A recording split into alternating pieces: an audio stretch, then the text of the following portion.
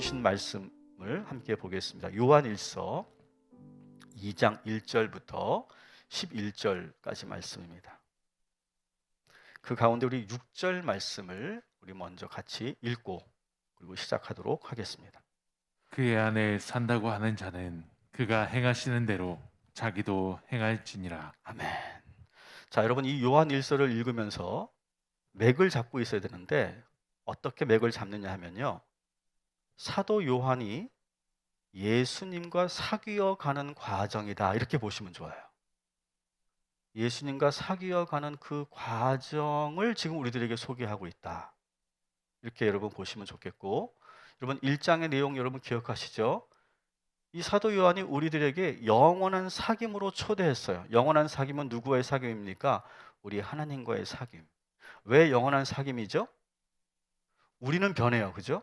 우리의 마음과 우리의 사랑은 변합니다. 근데 누구는 변하지 않아요? 우리 하나님의 사랑은 변하지 않아요. 그래서 영원한 거예요. 그 영원한 사귐으로 초대합니다. 그리고 이 사도 요한은 예수님을 직접 만났고 육성으로 예수님의 말씀을 들었고 그리고 모든 사역을 직접 목격했어요. 놀라운 기적들을 목격하고 심지어는 예수님의 못자국 난 손을 직접 만져보기도 했던 사도예요. 그리고 그 사도 요한에게는요, 이제 승천하셔서 이제 눈앞에 보이지 않는 대신에 예수님의 말씀이 항상 마음속에 새겨져 있어요. 그러므로 인해서 이 사도 요한은 예수님과 깊이 사귀어 가면서 완전한 변화가 일어나기 시작했죠. 원래 사도 요한의 별명이 뭐라고 그랬다고요? 우리의 아들. 그러니까 아주 상당히 이렇게 거칠고 화도 잘 내고 욱하는 그런 성격이었는데, 예수님과 사귀어 가면서 예수님을 만나면서 예수님의 말씀이 늘 거하면서 어떻게 됩니까? 아주 섬세하고 온유한 아들로 변했어요. 우리의 아들이. 빛 대신 하나님이 요한의 마음속에 임함으로 모든 어두움이 사라졌어요. 모든 그늘이 사라졌어요. 여러분, 오늘도 빛 대신 하나님께서 여러분과 함께 하시면서 여러분 마음속에 있는 모든 근심과 걱정, 모든 어두움이 떠나가게 될 줄 믿습니다. 그 어두움이 다 사라지니까. 근데 여러분, 이게 처음에는요, 이게 상당히 두려운 경험이에요, 사실은요. 이게 모든 것이 다 드러나면 적당히 숨겨져 있어야 되는데 모든 것이 다 드러나면 우리가 두렵죠. 그죠? 수치스럽죠. 근데 그걸 넘어서면 어떻게 합니까? 마음이 편해집니다. 다 내려놓게 돼요. 그래, 주님 앞에 내가 숨길 게 뭐가 있나? 그래서 그걸 딱 내려놓게 되면 그때 진정한 평안이 오게 되죠. 나의 은밀한 죄까지도 모든 것을 다 하나님 앞에 고백하고 드러내는 것, 이것이 주님과 사귀는 것이다. 이것이 우리 지난 2주 동안의 그런 내용이에요. 자, 여기까지가 2주 동안의 내용인데, 저는 오늘 본문에서요, 1절, 2절 말씀을 저는 한참 묵상했어요. 지난주도 그런 고백을 했는데, 그런 간증을 했는데, 이런 말씀을 읽으면서요, 그냥 스르륵 스르륵 빨리빨리 읽는 것도 좋아요. 그러니까 통독을 할 때 우리가 빨리빨리 읽는 것도 좋은데, 저처럼 이렇게 말씀을 준비하거나 혹은 매일매일 큐티를 할 때는요, 여러분 성경을 볼 때 어떻게 봐야 되느냐, 때로는 그 말씀이 나를 딱 붙잡을 때가 있어요. 저는 이 1절, 2절의 말씀에서 넘어가질 못했어요. 오늘 11절까지가 본문인데요, 이 1절, 2절에서 제가 거의 한 주간 거의 머물러 있었어요. 넘어가지를 못하게 되는 거예요. 근데 왜냐하면 1절, 2절 여러분 읽어보시면 알겠지만 우리가 너무 잘 알고 있는 말씀이고 아주 짧은 구절이에요. 너무 익숙한 구절이에요. 그래서 그냥 쉽게 지나칠 수 있는데 하나님께서 유독 저를 그 두 말씀에, 이 2절의 말씀에 꽉 붙들어 놓으시더라고요. 자, 우리가 1절, 2절을 볼 건데 이것을 보기 전에 한번 여러분 잘 생각해 보세요. 여러분, 주님과 사귄다고 하는 것은 뭐라고 그랬죠? 나의 모든 것을 오픈하는 거라고 그랬어요. 그죠? 나의 모든 죄까지도 고백하는 거라고 그랬어요. 자, 그런데 여러분, 우리가 주님 앞에 회개하면 어떻게 돼요? 우리의 죄가 용서함을 받아요. 그죠? 사함을 얻어요. 이거는 우리가 당연히 오랫동안 우리가 신앙생활을 했기 때문에 다 아는 거예요. 머리로 아는 거예요. 근데 여러분, 이게요, 정말 놀라운 사건이라고 하는 거예요. 이 1절, 2절은 그걸 지금 보여주고 있는 거거든요. 이거는요, 그냥 놀라운 일이라는 거예요. 예를 들어 볼게요. 여러분이 지금 법정에서 피고인이 됐다고 생각해 보세요. 법정에서.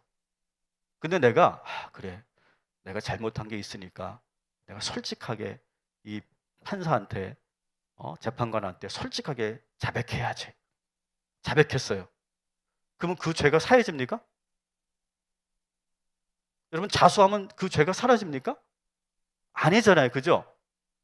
뭐 정상 참작은 될 수 있지만 그 지은 죄의 대가를 법대로 처벌받게 돼 있잖아요. 이게 정상적인 그런 민주국가의, 법치국가의 그런 일반적인 원리잖아요. 그러니까 용서받지 못한다고요. 자백한다고 해서.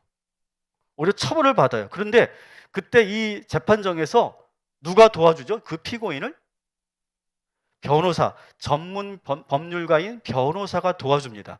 내가 혼자 아무리 나를 변호하거나 내가 그냥 혼자 자백한다고 해서 모든 게 해결되지 않고, 근데 전문 변호사가 딱 나를 대신해서 판사에게 나를 변호해주면 상당히 그것이 감경이 됩니다. 그죠?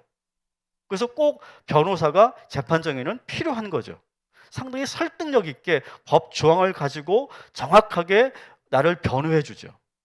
자, 오늘 사도 요한은요, 예수님을 뭐라고 고백하고 있느냐? 우리의 변호자, 이렇게 고백하고 있어요.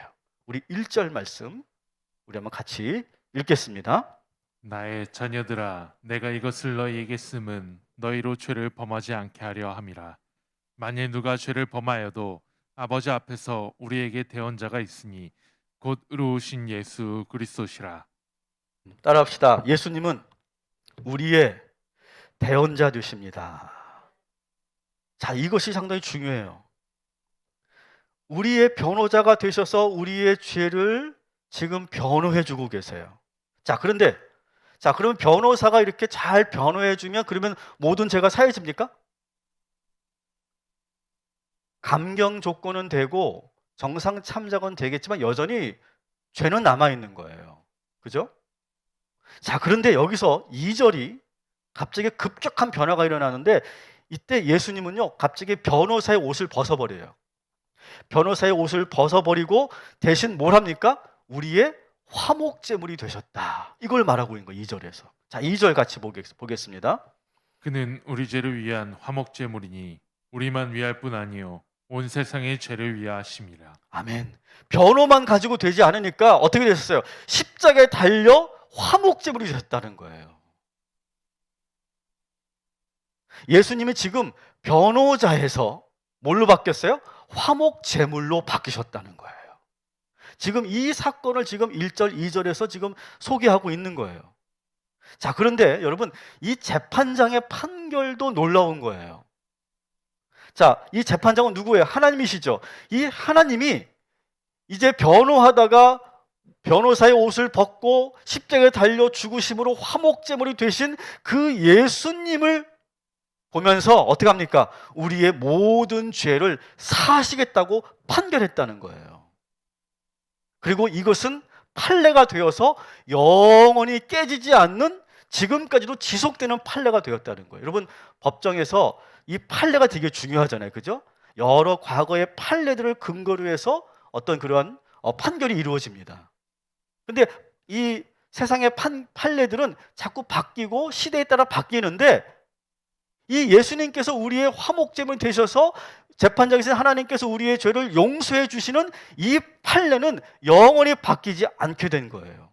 여러분이 이 과정이 있었기 때문에 오늘 우리가 이렇게 예배에 나와서 내가 이렇게 가만히 앉아서 회개하기만 해도 우리의 죄가 사함받게 된 줄 믿습니다. 여러분, 이게 놀라운 일이에요. 여러분, 여전히 여러분의 표정은 놀랍지 않으신 것 같아요. 이게 놀라운 과정이고 이 극적인 과정이었던 거예요. 그래서 우리가 이렇게 조용히 앉아서, 여러분, 이것이 없었으면 우리는 나의 죄를 가지고 어떻게 해야 될까요? 정말 막 죄를 제 앞에서, 흙 앞에서 막 나뒹굴고 막 그냥 고행을 하고 막 내 가슴을 막 채찍으로 내리치고 막 그렇게 해도 안 되니까 막 어떨지를 몰라서 막 불안해하고 두려워하고 막 그랬을 거예요. 그런데 이 예수님께서 우리의 변호자가 되시고 십자가에 달려 죽으심으로 인해서 그것을 하나님께서 보시고 우리의 죄를 사해 주시고 그 판례가 계속 지속되어서 지금 우리가 이렇게 앉아서 회개하는 것만으로도 우리의 죄를 용서하게 된 줄 믿으시기 바랍니다.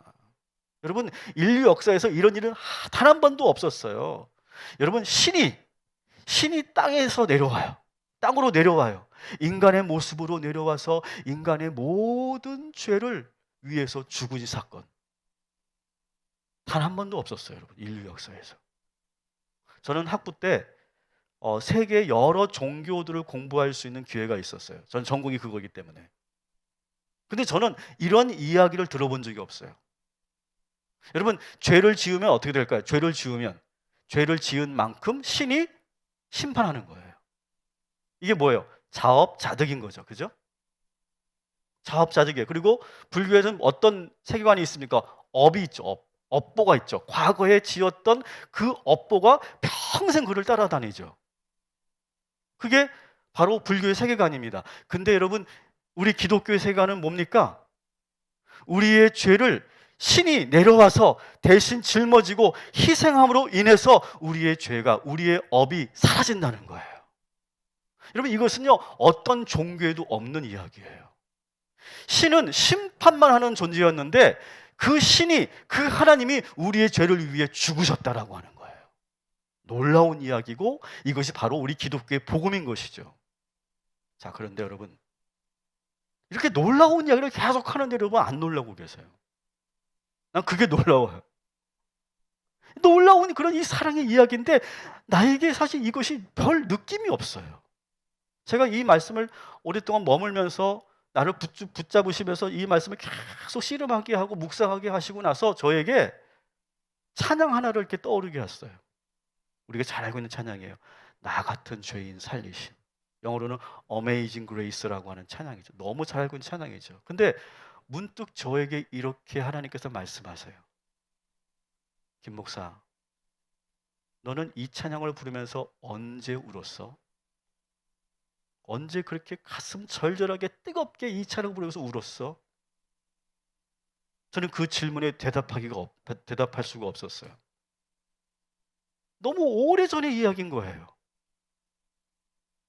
제가 중학교 때 수련회에서 이 찬양을 부르면서 정말 눈물 콧물 쏟으면서 막 엉엉 울면서 내가 이 찬양을 불렀던 그런 기억이 있는데 그 이후에 그 주님의 사랑으로 나의 죄가 사해졌다라고 하는 것이 정말로 내 가슴 절절히 그렇게 눈물 흘리며 감격스러워했던 그 경험이 정말 오래전에 있었던 일이라고 하는 거예요. 지금 여러분들이 이 놀라운 사랑을 들으면서도 별로 느낌이 없는 것처럼 저도 그랬다라고 하는 거예요. 여러분도 한번 생각해 보세요. 여러분, 이 어메이징 그레이스라고 하는 이 찬양을 부르면서 여러분 언제 눈물 흘리며 이 찬양을 불러보셨습니까? 정말 오래전일 거예요. 수십 년 전일 거예요. 그게 우리에게 문제라는 거죠. 여러분, 이 가사를 보세요. 나 같은 죄인 살리신 그 은혜 놀라와 잃었던 나의 생명을 찾았고 우리의 빛 되시는 하나님의 그 광명을 얻었다. 여러분, 이 찬양 가사에서 우리가 뜨거운 눈물이 나고 주님의 사랑이 정말 놀라우려면 뭘 해야 될까요? 나의 이 죄의 문제를요 너무 가볍게 여기면 안 되는 거예요. 나의 이 죄가 정말 몸둘 바를 몰라야 되는 거예요. 이것 때문에, 이 죄 때문에 내가 너무 고통스러워하고 해결할 방법이 없어서 내가 잠을 이루지 못하고 불안해하고 두려워하고 그런 상황에서 바로 그때 예수 그리스도께서 복음의 소식을 들려주는 거죠. 우리의 변호자가 되시고 우리의 화목제물 되시는 예수께서 우리의 죄를 완전하게 해결하셨다. 그 이야기를 들으면서 우리가 놀라워하면서 그 사랑에 감격할 수 있어야만 이 찬양에 눈물이 나는 거죠. 근데 우리에게 이미 그런 감격이 다 사라졌다라고 하는 거예요. 빛 대신 하나님 앞에 서서 감당할 수 없는 광명의 빛을 경험할 때 이 찬양을 진짜 부를 수 있게 되는 거죠. 여러분, 그래서 오늘 이 1절, 2절을 그냥 쓱 지나가시면 안 된다는 거예요. 저는 그래서 오늘 말씀 중간이지만 우리가 잠시 한번 기도했으면 좋겠어요. 한번 눈을 감아 보십시오. 여러분, 우리가 이 감격을 잃어버렸다는 것은요, 우리 영혼이 지금 잠들어 있다는 얘기거든요. 여러분, 우리의 죄를 위해 다시 한번 기도하시기 바랍니다. 특별히 여러분, 반복되는 죄 있잖아요. 반복되는 죄. 그리고 아무도 모르는 여러분만의 은밀한 죄 있잖아요.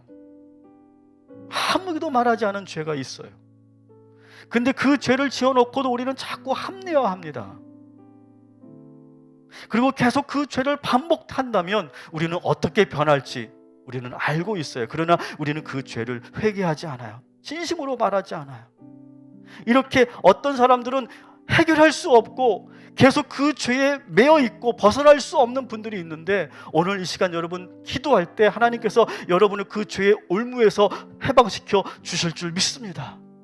그 사랑이 얼마나 큰지를 여러분 기억하면서 오늘 이 시간 우리가 잠시 다시 한번 이 나의 죄의 문제를 놓고 우리가 회개하며 기도하는 시간을 정말 진실하게 우리가 갖기를 원합니다. 우리 주여 외치고 기도합니다. 주여, 아버지 하나님, 우리에게 이 은혜와 감격이 사라졌습니다. 이 죄인을 이렇게 구속하여 주시고 우리를 거듭나게 하시고 이렇게 나를 잃었던 생명을 다시 살게 하신 그 은혜와 그 감격을 우리가 잃고 살고 있습니다. 너무나 당연하게 생각하고 그냥 이렇게 앉아서 회개하는 것만으로 내 죄가 사함받는다는 이 편리함 속에 우리가 머물러 있습니다. 주님의 사랑이 얼마나 놀라운지, 우리의 변호자가 되시고 우리의 화목제물 되셔서 십자가에 달려 죽으신 이 사실을 다시 한번 우리가 감사하고 감격할 수 있는 그 은혜와 그 감격을 우리에게 허락하여 주시옵소서. 예수님의 이름으로 기도합니다. 우리 한번 이 마음으로 함께 나 같은 죄인 살리신 함께 찬양하겠습니다. 나 같은 죄인 살리신 주 내 놀라워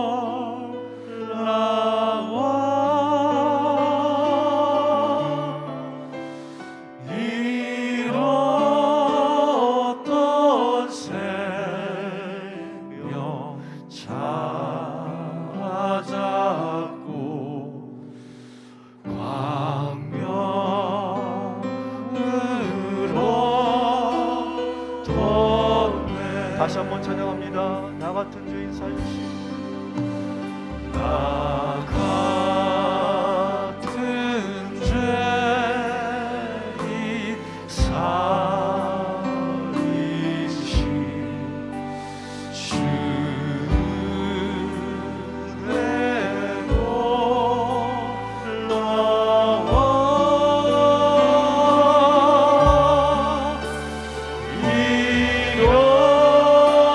잃었던 생명 찾았고 광명으로 떴네.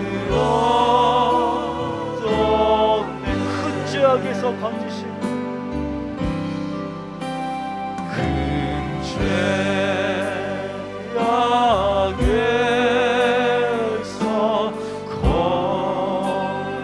건지신 주 내 놀라워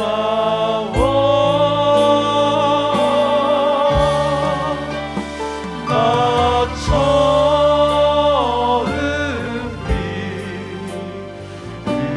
그 시간 귀하고 귀한 이제껏 내가 산 것도 할렐루야. 이제껏 내가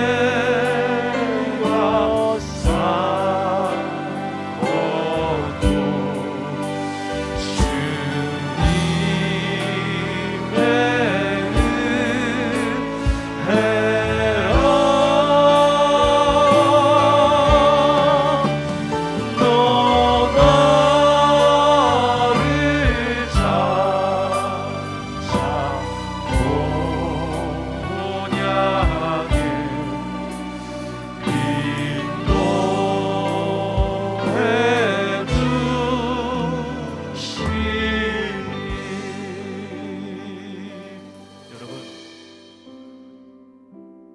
우리가 만일 그 죄에서 벗어나지 않았다면 우리는 어떤 인생을 살고 있었을까? 내가 처음 예수님을 만나고 믿었던 그 순간을 여러분 떠올리시기 바랍니다.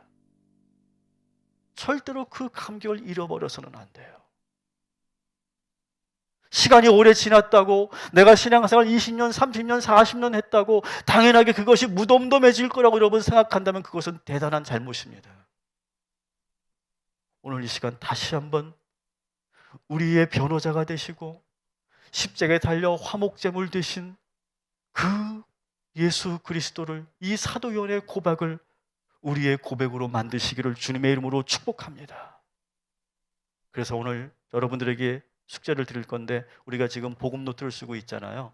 오늘의 복음 말씀은 오늘 이 복음 찬양을 한번 써보시는 걸로 그렇게 하시면 좋겠어요. 예배 끝나고 돌아가셔서 이 나 같은 죄인 살리신 이 찬양 가사를 꾹꾹 한자 한자 눌러서 여러분 쓰시고, 그리고 들으시고, 그리고 실제로 여러분 부르시면서 그 감격이, 그 은혜가 사라지지 않도록 늘 영적으로 관리하고 깨어있는 저와 여러분이 되기를 주님의 이름으로 축복합니다. 자, 사귄다는 것은 뭐라고 그랬죠? 나의 모든 것을 오픈한 거라 이렇게 말씀드렸죠. 오픈하게 되면 어떻게 됩니까? 상대방을 더 깊이 알게 되죠. 그죠? 서로에 대해서 더 많이 알게 되는 거, 그게 사귀는 거죠. 자, 3절 말씀 우리 한번 보겠습니다. 3절 시작.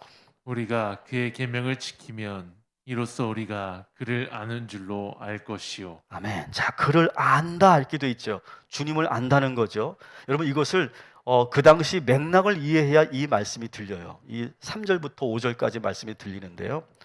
자, 그 당시는요, 사도 요한이 세운 교회에는요, 많은 그런 아주 위험한 이단들이 있었는데, 영지주의, 여러분 들어보셨죠? 영지주의라고 하는 이단들이 들어와 있었어요. 근데 이 이단들의 문제는 뭐냐면, 자기들은요, 하나님에 대한 신비로운 지식을 가지고 있다 이렇게 자랑했어요. 그리고 그 대신 그러면서 하나님께서 이 땅에서 하셨던 일들에 대해서는 무시해요. 육신의 몸을 입고 오신 예수는 그냥 허상일 뿐이다. 왜냐하면 여기 제가 설명드린 것처럼 보이지 않는 영적인 것은 선하고 눈에 보이고 만질 수 있는 육체적인 것은 악하다, 이렇게 아주 극단적인 이혼론에 빠져 있었거든요. 그래서 예수님의 이 공생의 이 3년간의 이 활동은 무시해요. 육신의 몸을 입고 오신 예수님은 무시해요. 그러면서 자기들은 영적인 예수를 안다. 영적인 예수와 내가 합일되어 있다. 이렇게 자랑하는 사람들이에요. 자기들은 아주 신비로운 통찰력을 가지고 있어서 그 신비로운 통찰력으로 하나님의 지식, 하늘의 지식을 알고 있고, 이 지식을 통해 너희들이 모르는, 여러분들이 모르는 하나님에 대한 지식을 가지고 있다. 이렇게 자랑하는 사람이 영주주의예요. 근데 여러분, 요즘 우리가 이제 보게 되는 그리스도 중에 이런 영주주의적인 색채를 띠고 있는 성도들이 꽤 있습니다. 아마 여러분 주변에도 제가 이렇게 설명드리면 아마 누가 떠오를 거예요. 그런 분들이죠. 막 기도를 하는데 막 기도하면 막 하늘에서 막 놀라운 그런 체험이, 막 황홀한 그런 환상을 보고, 그리고 다른 사람들은 절대로 접근할 수 없는 신비한 그런 계시를 받아서 자기만의 어떤 영적인 그런 영역 속에서 정말 이렇게 깊이 빠져 있다고 자부하는 분들, 그런 분들이 바로 이 영지주의라고 하는 이 맥락 속에 있는 사람들인 거예요. 근데 여러분, 사도 요한은요, 그렇게 아주 신비하고 놀라운 그런 영적 능력을 가지고 있다고 자랑하는 그 영지주의자들에게 경고하는 거예요. 하나님을 안다? 예수님을 안다고 떠드는 사람들아, 아무것도 실천하지 않고 그렇게 가만히 앉아서 명상만 하고 기도만 한다고 정말 하나님을 아는 것이냐? 머리로만 아는 것이 정말 예수를 아는 것이냐? 주님의 계명을 지키는 자라야 진정으로 주님을 아는 것이다. 이것이 바로 3절의 말씀이에요. 실제로 영지주의자들은요, 어떤 실천을 하지 않았어요. 그냥 그들은 머리로 영적으로 알면 끝난다고 생각해서 굳이 뭐 착하게 살고 선하게 살고 성화에 살면 그런 거 관심이 없었어요. 다 조용히 기도하면서 명상하면서 하늘의 그런 놀라운 신비한 체험을 막 느끼고 막 그것을 막 좋아하고 거기에 머물러 있었단 말이죠. 그들에게 지금 4절에서 한 번 더 경고하는 거예요. 우리 4절 말씀 읽을게요. 시작. 그를 아노라 하고 그의 계명을 지키지 아니하는 자는 거짓말하는 자요 진리가 그 속에 있지 아니하되. 아멘. 그를 안다고 자랑하는 자들, 영지주의자들이에요. 그런 자들은, 그래 문제는 뭐예요? 계명을 지키지 않아. 그건 다 거짓말이라는 거죠. 아는 게 아니라는 거예요. 자, 이 말씀을, 이 3절 4절의 말씀을 제가 우리들의 그런 인간관계에서 한번 제가 적용해 볼게요. 자, 여러분, 사귄다는 것은 뭐라고 그랬죠? 상대를 알아가는 거예요. 그죠? 일반적인 관계일 때 몰랐던 것을 새롭게 알아가는 것이 사귀는 거잖아요. 그래서 사귀다 보면 뭘 알게 돼요? 아, 저 사람은, 이 사람은 짠 걸 별로 좋아하지 않는구나. 뭐 이런 식성도 알게 되죠. 뭘 좋아하고 뭘 싫어하는구나. 그걸 알게 되죠. 또, 이 사람은 시간 약속을 지키지 않는 거를 싫어하는구나. 그걸 알게 되죠. 아, 이 사람은 혼자 있는 시간이 필요한 사람이구나. 이런 것들을 우리가 알게 돼요. 아, 표현해 주는 걸 좋아하는 사람이구나. 무책임한 것을 싫어하고 책임감을 가지고 묵묵히 열심히 사는 것을 좋아하는구나. 이런 것들, 좋아하고 싫어하는 것, 원하는 것과 원치 않는 것을 알게 되는 것이 사귀는 과정인 거죠. 자, 그런데 이걸 알았어, 이제 우리가. 아, 이런 사람이구나. 알았어. 근데 아는 것으로 끝나면 되지 않는다는 거죠. 상대가 무엇을 좋아하고 무엇을 싫어하는지 알았다면 어떻게 해야 돼요? 그대로 실천해 줘야 되는 거예요. 따라 줘야 되는 거예요. 그죠? 자, 시간 약속을 늦는 걸 싫어하면 어떻게 해야 돼? 내가 지켜줘야 되는 거예요. 그게 사귀는 거라는 거죠. 혼자 있는 시간을 필요로 하는 사람이라면 어떻게 해야 돼? 그 사람에게 그 선을 넘지 않도록 그걸 잘 지켜줄 필요가 있는 거죠. 그걸 원하는 사람이고 그게 그 사람의 모습이니까. 표현하는 걸 좋아하는 사람이라면 표현을 해줘야 되는 거죠. 상대방이 원하는 걸 해주는 것, 따라해 주는 것, 그게 진정으로 아는 것이다. 자, 그런데 문제는 뭐냐면, 여러분도 아마 연애를 해보거나 아니면 결혼 생활에서도 이런 거 알고요. 알아. 그 사람이 뭘 좋아하는지 싫어하는지 알아. 근데 안 해주고 싶잖아. 그런 마음이 있잖아. 안 해주고 싶은 마음. 아주 못된 마음이 우리에게 있잖아요. 알기 때문에 안 해주고 싶은 거 있죠. 여기 이제 우리 청년들도 있고 결혼을 앞두고 있는 그런 우리 형제 자매들도 있는데 잘 들으세요. 그 사람이 정말 나를 사랑하는지 아닌지를 알 수 있는 방법은 여기에 있어. 3절 4절에. 내가 원하는 것을 지켜줄 때 그거는 사랑하는 거고 사귀는 거예요. 근데 요즘에 여자들은 나쁜 남자 좋아한다며? 혜준아. 자, 그런데 이 말을 듣고 바로 헤어지면 안 돼. 왜냐하면 이게 바로 되는 게 아니야. 자아와 자아가 부딪히면서 계속 서로가 아는데 팽팽하게 긴장 관계 속에서 그거를 안 해주려고 하는 그런 죄성이 우리에게 있어, 인간에게. 근데 결국은 어떻게 되는 거냐? 결국은 그 사람이 원하는 대로 내가 바뀌어 간다면 그건 정말 사랑하는 거예요. 근데 아무리 기다려도 아무리 시간이 지나도 그것이 이루어지지 않는다면 그때는 고민해 봐야 돼. 우리 결혼 생활도 마찬가지잖아요. 그래서 이 자아가 이렇게 강하고 부딪히는 그 시간이 있는 거죠. 사랑하는 성도 여러분, 제가 이렇게 예를 드린 이유는 예수님 우리가 더 알기 위한 거죠. 여러분, 예수님을 정말 잘 알고 싶으십니까? 주님과 영원한 사귐 속에 있기를 원하십니까? 그렇다면 예수님이 바라는 것을 해야 되는 줄 믿습니다. 우리가 주님을 안다고, 내가 믿은 지 30년 됐다고 우리가 주님을 아는 게 아니에요. 여러분, 성경 공부 많이 한다고 주님을 아는 게 아니에요. 그의 계명을 지키는 자라야 나를 아는 것이라는 거예요. 계명을 지키지 않는다면, 말씀을 순종하지 않는다면 그 말은 다 뭐래요?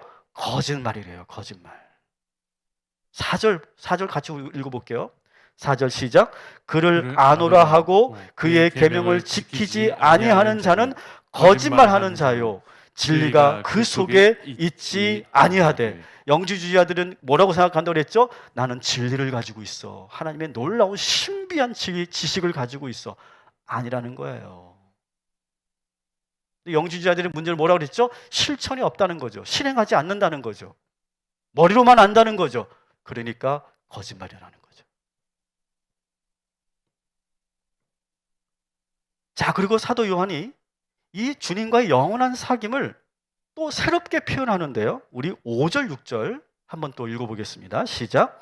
누구든지 그의 말씀을 지키는 자는 하나님의 사랑이 참으로 그 속에서 온전하게 되었나니 이로써 우리가 그의 안에 있는 줄을 아노라. 그의 안에 산다고 하는 자는 그가 행하시는 대로 자기도 행할지니라. 아멘. 자, 오늘 5절 말씀 보면 그의 안에 있다. 6절에 보면 그의 안에 산다. 그러니까 주님 안에 있고 주님 안에 산다. 이렇게 5절, 6절에 돼 있잖아요. 이것을 주님과의 사귐으로 이렇게 우리가 새롭게 표현하고 있는 거죠. 자, 그런데 여러분, 주님 안에 산다는 건 뭘까요? 주님 안에 산다는 것은 어떤 신비로운 체험이 아니라고 제가 계속 강조드려요. 영지주의자들은요, 깊이 기도하면 하늘에서 영이 쫙 자기들에게 임해가지고 놀라운 지식과 황홀한 체험을 하게 되는 거라고 그렇게 착각해요. 그러면 주님이 내 안에 다 들어오는 거다. 그러니까 주가 내 안에, 내가 주 안에, 이거 상당히 신비로운 체험인 건 맞는데요, 그 신비로운 체험으로 끝나면 안 된다는 거예요. 뭐라고 합니까? 주님 안에 산다는 것은요, 주님의 말씀, 주님의 계명을 잘 지키는 거고요. 6절 보세요. 6절. 주님이 행하시는 그대로 행하는 것이 주님을 사귀는 거다. 주님 안에 있는 것이다. 여러분, 아주 깊이 사귀다 보면 어떻게 됩니까? 서로 닮게 되죠. 그죠? 결혼 생활을 하다 보니까 그런 걸 경험하게 돼요. 식성도 같아지는 것 같아요. 저는 이렇게 짠 거를 잘 못 먹어요. 근데 저희 아내도 같이 식성이 똑같아지는 거예요. 짠 거를 못 먹어요, 저희 집은. 근데 식성만 같아지는 것이 아니라 얼굴도 비슷해지고요. 아닌가, 우리 집은? 그렇다 치고 생각도 같아지는 거예요. 가치관도 같아져요. 그러니까 이거 바로 사귄다는 것이죠. 자, 6절 말씀을 보시라고요. 주님 안에 거한다면 어떻게 해요? 주님이 걸어가셨던 그 길을 그대로 따라가는 거래요. 저절로 주님이 닮아지는 거예요. 이게 사귀는 거예요. 그러니까 이게 둘이 이렇게 사귀다가 결혼해서 살다가 이게 같이 막 이렇게 똑같이 이렇게 닮아간다면 여기는 참 건강한 관계라고 볼 수 있어요. 근데 계속 평행선이야? 아니면 점점점 멀어져? 그래도 어떻게 살아야지. 근데 우리가 고민해야 된다는 거예요, 이 부분에 대해서. 제가 여러분들에게 근데 여러분 주님을 닮으셔야 됩니다. 닮은 삶을 사십시오. 이렇게 말하는 게 아니에요. 착각하시면 안 돼요. 우리는요, 내가 노력한다고 주님을 닮을 수는 없어요. 단 내가 주님과 깊이 사귀고 주님 안에 거하고 주님의 그 계명을 내가 지키려고 순종하려고 하다 보면 저절로 우리가 닮아지게 되는 줄 믿습니다. 이것이 바로 사도 요한의 사귐에 대한 놀라운 그런 신비인 거예요. 자, 그러면 우리가 이제 하나 더 봐야 돼요. 자, 그러면 주님이 우리에게 주신 계명은 과연 도대체 뭐냐? 그걸 설명하고 있는데요. 여러분, 여기서 말하는 계명은 뭐냐? 여러분, 구약에 있는 그런 율법을 지금 말하는 걸까요? 율법을 철저히 지키라는 걸까요? 예수님께서? 아니면 뭐 십계명에 있는 그 말씀을 문자적으로 그대로 지키라고 하는 걸까요? 한번 봅시다. 예수님께서 계속 계명을 지켜야 나를 아는 것이고 나와 사귀는 것이다, 이렇게 말씀하시는데 그 계명이 뭔지 우리 8절 같이 보겠습니다. 다시 내가 너희에게 새 계명을 쓰노니 그에게와 너희에게도 참된 것이라. 이는 어둠이 지나가고 참빛이 벌써 비침이니라. 아멘. 자, 예수님은 지금 계명을 어떻게 한대요? 새 계명을 너희에게 주었다. 구약의 계명이 아니라는 거예요. 새 계명. 자, 그런데 여러분 9절 우리가 읽지 않지만 9절에 보면 내가 너에게 쓰는 계명은 구약에 있는 그런 계명이다, 이렇게 말씀도 하는데 그거는 뭐냐? 그 구약에 있는 계명의 원리를 지금 그대로 말씀하시는 거. 그러시면서 지금 우리에게 새 계명을 주신다고 말씀하시는데 그 새 계명이 무엇을 우리가 봐야 되겠죠? 우리 10절 11절 예수님이 정말 원하시는 새 계명이 무엇인지 봅시다. 같이 읽습니다. 그의 형제를 사랑하는 자는 빛 가운데 거하여 자기 속에 거리낌이 없으나 그의 형제를 미워하는 자는 어둠이 있고 또 어둠에 행하며 갈 곳을 알지 못하나니 이는 그 어둠이 그의 눈을 멀게 하였습니다. 아멘. 자, 예수님께서 말씀하시는 새 계명은 뭡니까? 따라합시다. 형제를 사랑하는 거. 여러분, 저는 이 말씀이 얼마나 감사한지 모르겠어요. 하나님과 깊이 사귄다라고 했을 때 여러분, 사이비 교주들이 하는 행태를 잘 보세요. 그거 비교해 보시면 돼요. 사이비 교주들은, 이단 교주들은 뭐라고 어떻게 합니까? 그 교주가 하라는 대로 하는, 그렇게 가스라이팅을 통해서 거기에 완전 지배하고 그리고 그 사람을 완전 조종하는 그런 관계로 만들어 버리잖아요. 그런데 지금 예수님께서 당신과 사귀자고 말하면서 예수님은 뭐라고 말씀하십니까? 너의 형제를 사랑하라 라고 말씀하신다는 거예요. 저는 이게 참 놀라워요. 우리를 길들이고 우리를 마음대로 이렇게 조종하려고 나와 사귀자라고 말씀하시는 것이 아니라는 거예요. 형제를 사랑하라라고 하는 거예요. 형제를 사랑하면 어떻게 된대요? 빛 가운데 있다. 반면에 형제를 미워하면 어떻게 된대요? 어둠 속에 헤매게 된다. 11절에 그죠? 여러분, 우리가 언제 행복하다, 불행하다를 느껴요? 여러분, 언제 행복하고 언제 불행해요? 내가 좋은 명품을 샀을 때, 좋은 집으로 이사 갔을 때, 아니면 내가 좋은 차를 이번에 뽑았을 때, 그때 행복할 수 있죠. 그건 잠깐이잖아요. 오래가지 않잖아요. 근데 언제 여러분 행복하고 언제 불행을 느낍니까? 그 기준은 관계에 있어요, 관계.